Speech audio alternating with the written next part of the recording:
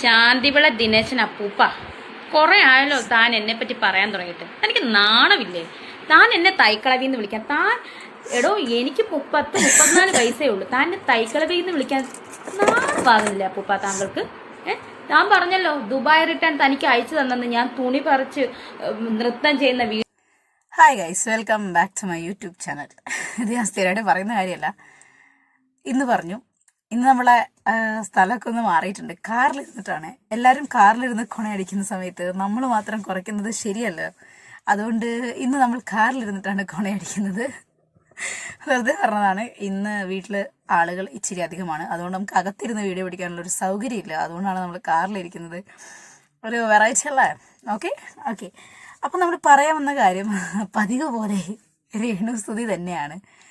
പുള്ളിക്കാരിയുടെ ഒരു വീഡിയോ കണ്ടായിരുന്നു. മറ്റേ ശാന്തിവിള അയാളെ അപ്പൂപ്പ എന്നൊക്കെ വിളിച്ചുകൊണ്ട് സംസാരിക്കുന്ന ഒരു സംഭവം. നമുക്ക് ആ ഒരു വീഡിയോയിലോട്ട് ആദ്യം പോവാം. അയാളോ രേണുസുതിയാണ്, എയർ തന്നെയാണ് എപ്പോഴും. അത് പിന്നെ പ്രത്യേകിച്ച് പറയേണ്ട കാര്യമൊന്നുമില്ലല്ലോ, എയറിലാണ് എന്നുള്ളത്. ഇടയ്ക്കൊക്കെ എയറിലിരിക്കുന്നതും ഒരു രസമാണ്. എയറിൽ നിന്ന് ഇറങ്ങിയിട്ടില്ല. എനിക്ക് അനുകൂലമായിട്ട് കുറേ വ്ളോഗേഴ്സ് ഉണ്ട്, കുറച്ച് പേരുണ്ട്. അവർക്കൊക്കെ ഒരുപാട് താങ്ക്സ്. സത്യം പറഞ്ഞാൽ സ്പെഷ്യൽ താങ്ക്സ് സജിന ചേച്ചിയുടെ വ്ളോഗ് ഞാൻ കണ്ടിരുന്നു. ഒത്തിരി താങ്ക്സ്. അപ്പോഴാണ് ഞാൻ അറിയുന്നത് ഈ നെഗറ്റീവ് ഓരോ എന്നെ അനുകൂലമായിട്ട് പറയുന്ന വ്ളോഗിലൂടെയാണ് ഞാൻ നെഗറ്റീവ് കേൾക്കുന്നത്. അതായത് നെഗറ്റീവ് പറയുന്ന റിയാക്ഷൻസ് കേൾക്കുന്നത്. സിനിമാക്കാരെ ഞാൻ ബഹുമാനിക്കുന്നതാണ്. എൻ്റെ ഹസ്ബൻഡ് ഒരു സിനിമാക്കാരനാണ്.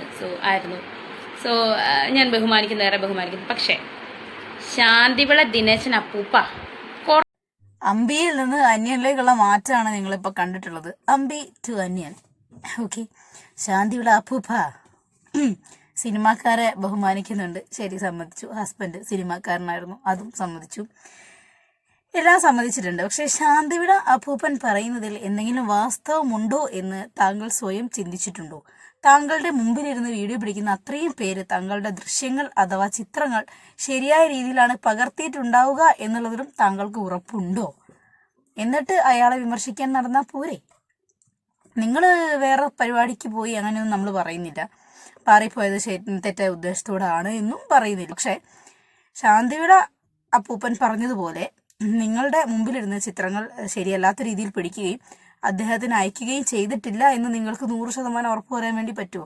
നിങ്ങൾ പോയി പാടുന്നത് മദ്യപിക്കുന്ന അവരുടെ മുമ്പിൽ മദ്യമുണ്ട്, ഗ്ലാസ് ഉണ്ട്, ടച്ചിങ്സ് ഉണ്ട്. അവരുടെ മുമ്പിൽ ഇരുന്നിട്ടാണ് നിങ്ങൾ പാട്ട് പാടി ഡാൻസ് കളിക്കുന്നത്. നിങ്ങളുടെ വീഡിയോ അവർ ശരിയായ രീതിയിലാണ് എടുത്തിട്ടുള്ളത് എന്ന് ഉറപ്പ് പറയാൻ നിങ്ങൾക്ക് പറ്റുമോ?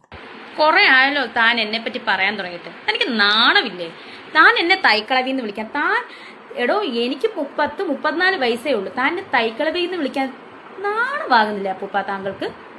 ഞാൻ പറഞ്ഞല്ലോ ദുബായ് റിട്ടേൺ തനിക്ക് അയച്ചു തന്നെന്ന്. ഞാൻ തുണി പറിച്ച് നൃത്തം ചെയ്യുന്ന വീഡിയോ. താനെന്ന് ധൈര്യം ഉണ്ടെങ്കിൽ സോഷ്യൽ മീഡിയ ഇടണം. ഇങ്ങനെ ശാന്തിവിള അപ്പൂപ്പനെ നമ്മളെ രേണുസുതി വെല്ലുവിളിച്ചിരിക്കുകയാണ് വീഡിയോ പുറത്തു വിടാൻ വേണ്ടിയിട്ട്. പുള്ളിക്കാരൻ്റെ ചാനലിലൂടെ അത് തുണി പറിച്ചിട്ട് ആടുക എന്ന് പറഞ്ഞു കഴിഞ്ഞാൽ അത് പുള്ളിക്കാരൻ്റെ ചാനലിലൂടെ പുറത്തു വിട്ട് കഴിഞ്ഞാൽ അത് കമ്മ്യൂണിറ്റി ഗൈഡ് ലൈൻസിനെതിരാണെന്നാണ് എനിക്ക് തോന്നുന്നത്. അതുകൊണ്ടാണല്ലോ നിങ്ങൾ നിങ്ങളുടെ മന്ദാരച്ചേല ആൽബത്തിൽ നിന്ന് ആ സീൻ അത് മാറ്റിയിട്ട് യൂട്യൂബിൽ ആ സീൻ ഇല്ലാതെ നിങ്ങൾ ആ വീഡിയോ പോസ്റ്റ് ചെയ്തത്. അപ്പം സ്വയം ചിന്തിക്കുക. പിന്നെ ഈ തുണി പറിച്ചിട്ട് ആടുക എന്ന് പറഞ്ഞ ഒരു സംഭവം എനിക്ക് തോന്നുന്നു ഏതോ ഒരു അവതാരകനെ ഉദാഹരിച്ചുകൊണ്ടാണ് ഈ രേണുസുതി എന്ന് പറയുന്ന ആ ഒരു വിഷയത്തിലോട്ട് ഈ ശാന്തിവിള അപ്പൂപ്പൻ കടന്നു വന്നിട്ടുള്ളത്. അപ്പം അതായിരിക്കാം ഇവർ മിസ്അണ്ടർസ്റ്റാൻഡ് ചെയ്തത് എന്ന് ഞാൻ കരുതുന്നു. ഉറപ്പില്ല. ഞാൻ ആ വീഡിയോ പിന്നെ ശ്രദ്ധിക്കാൻ പോയില്ല. ഈ വീഡിയോ എടുക്കുന്ന തിരക്കിൽ ഞാൻ പറഞ്ഞല്ലോ നമ്മൾ ബിസിയിലാണ്. പഴയ വീഡിയോ എടുത്തു വെച്ച് കാണാനൊരു സമയമില്ല. ഇനിയിപ്പോൾ ഇവരെ ആണെങ്കിൽ തന്നെ തുണി പറിച്ചിട്ട് ആടുക എന്ന് നമ്മൾ നാടൻ ഭാഷയിൽ പറയുന്നതാണ്. വസ്ത്രം കുറഞ്ഞ് ധരിക്കുന്ന എല്ലാവരെയും തുണി പറിച്ചിട്ട് നടക്കുക, തുണി പറിച്ചിട്ട് ആടുക എന്നൊക്കെ നാടൻ ഭാഷയിൽ ഒരു പ്രയോഗം നടത്തുന്നതാണെന്നാണ് എനിക്ക് തോന്നുന്നത്. അപ്പോൾ അത് കോമൺ ആയിട്ട് കേട്ട് വരുന്നൊരു വാക്കാണ്. അല്ലാതെ നിങ്ങൾ ഉടുതുണി ഇല്ലാതെ ഡാൻസ് കളിച്ചു എന്നൊന്നും അയാൾ ഉദ്ദേശിച്ച് കാണില്ല. തുണി പറിച്ചിട്ട് ആടുക എന്ന് പറഞ്ഞു കഴിഞ്ഞാൽ വസ്ത്രത്തിൻ്റെ അളവ് കുറയ്ക്കുക എന്നുള്ളതാണ് നാടൻ ഭാഷയിൽ സാധാരണ ആളുകൾ പ്രയോഗിക്കുന്നത്. അപ്പോൾ ഇതൊക്കെ നിങ്ങളെ വല്ലാതെ ഹേർട്ട് ചെയ്തു എന്നുള്ളത് നിങ്ങളുടെ റിയാക്ഷൻ വീഡിയോയിൽ നിന്ന് മനസ്സിലാക്കുന്നു. ഇനിയിപ്പം ആ വിഷമം മാറണമെന്നുണ്ടെങ്കിൽ കുറച്ച് അത്യാവശ്യം റീച്ചും 2-3 വർക്കും കിട്ടിക്കഴിഞ്ഞാൽ വിഷമം മാറും. അപ്പോൾ ഈ ഒരു വീഡിയോ കണ്ട സമയത്ത് എനിക്കത് പ്രതികരിക്കണമെന്ന് തോന്നി. അതുകൊണ്ടാണ് ഇപ്പം മന്ദാരച്ചേല 200K 300K എങ്ങാണ്ടും കടന്നു എന്ന് അവരുടെ സ്റ്റാറ്റസ് അല്ല എന്തായിരുന്നു ഏതൊരു വീഡിയോയ്ക്ക് അത് പറയുന്നത് കേട്ടായിരുന്നു. താങ്ക്സ് ഒക്കെ പറഞ്ഞുകൊണ്ട് അപ്പൊ ഇവരുടെ പ്രൊമോഷന്റെ ഭാഗമായിട്ടായിരുന്നു ആ ഒരു വീഡിയോക്കകത്ത് ഉൾപ്പെടുത്താത്ത ഒരു സീൻ ഇവർ സ്റ്റോറി വെച്ചിട്ട് ആളുകൾ അതിനകത്തോട്ട് ഇൻവൈറ്റ് ചെയ്തിട്ടുണ്ടായിരുന്നത്. അറിയാലോ, ദാസേട്ടന്റെ കൂടെയുള്ള ഒരു ബെഡ്റൂം സീൻ. ആ ഒരു സാധനം യൂട്യൂബിനകത്ത് വീഡിയോക്കകത്ത് ഇല്ലായിരുന്നു, പക്ഷെ ഇവരുടെ സ്റ്റോറിയിൽ അതായിരുന്നു എക്സ്ക്ലൂസീവ് സീൻ പുറത്ത് എന്ന് പറഞ്ഞിട്ട് പെരുപ്പിച്ച് കാണിച്ചിട്ടുണ്ടായിരുന്നത്. അപ്പോൾ അത് അവർക്കൊരു കണ്ടന്റാണ്, അവരുടെ വീഡിയോയ്ക്ക് ഒരു പ്രൊമോഷൻ ആയിരുന്നു. അത് പ്രൊമോഷൻ ഫലം കണ്ടു, ഒത്തിരി പേര് ആ ഒരു വീഡിയോ കണ്ടു. അപ്പം പിന്നെ അത് അവരുടെ വിജയം, ഇങ്ങനെയൊക്കെ വിജയിക്കണമല്ലോ. അപ്പം അതും ശരിയായ ഒരു വിജയമാണ് എന്ന് നമുക്ക് ഇങ്ങോട്ട് സമ്മതിച്ചു കൊടുത്തേക്കാം, വേറെ പ്രശ്നമൊന്നുമില്ല. അപ്പം ഇത് കണ്ട സമയത്ത് പറയണമെന്ന് തോന്നി. ഇനിയും ഇങ്ങനെയുള്ള റിയാക്ഷൻ വീഡിയോസ് പ്രതീക്ഷിക്കുന്നു. നിങ്ങൾ നിങ്ങളുടെ ലൈവ് സ്റ്റാറ്റസിൽ നിന്ന് പോകാൻ കാട്ടിക്കൂട്ടുന്ന എല്ലാ കാര്യങ്ങളും അങ്ങനെ തന്നെ നിറഞ്ഞു പോട്ടെ എന്ന് ആശംസിക്കുന്നു. മറ്റൊരു കാണുന്നവരെ ബൈ.